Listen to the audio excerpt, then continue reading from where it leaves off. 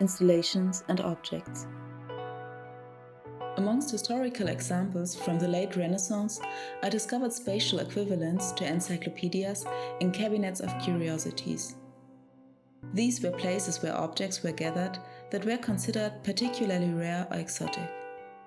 These included taxidermied animals, elaborately designed art objects, and measuring instruments. In the course of the 19th century, European collecting culture became more specialized. In many natural history museums, one can still sense these same influences today. How are things prepared for exhibitions and in what context are they displayed? How does our perspective today differ from that one of the Renaissance? The preparation seems to be the perfect illusion of a real animal.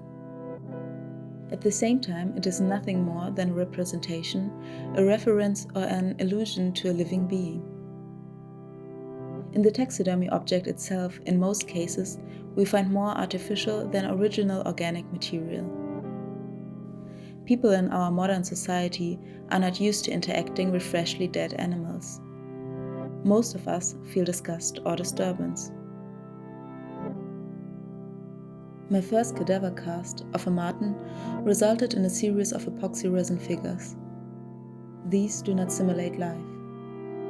They convey a certain tenderness, fragility, suggest a precarious situation, and yet at the same time one in which there is an air of peace and repose.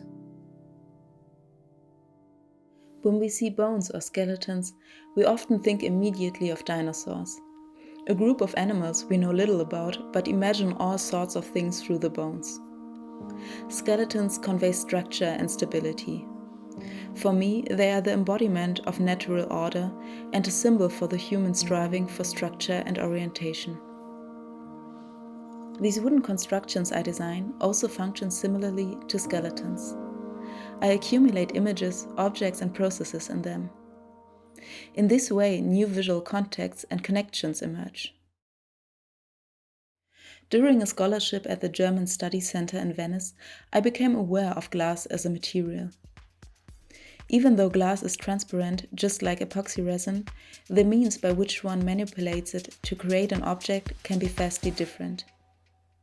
It takes time and craftsmanship to get to grips with the complex process of making glass. It is fascinating what strength the material holds for the representation of organic objects in the context of art. Where are the advantages of transparency and fragility when it comes to sculptural realizations? How can we work with and against aspects of kitsch? The series of glass sculptures, Je suis si fragile, is named after the 80s hit Libertine by the French singer Manuel Farre. The works refer to animals, especially snails and insects, and their diverse reproductive and courtship behavior. Other works in this series are reinterpretations of natural history material. The blue skull, Mammaliasaurus, for example, is based on a reconstructed skull of a marten that has been hit by a car. The small, fragile animal becomes a massive dinosaur-like head in his glass incarnation.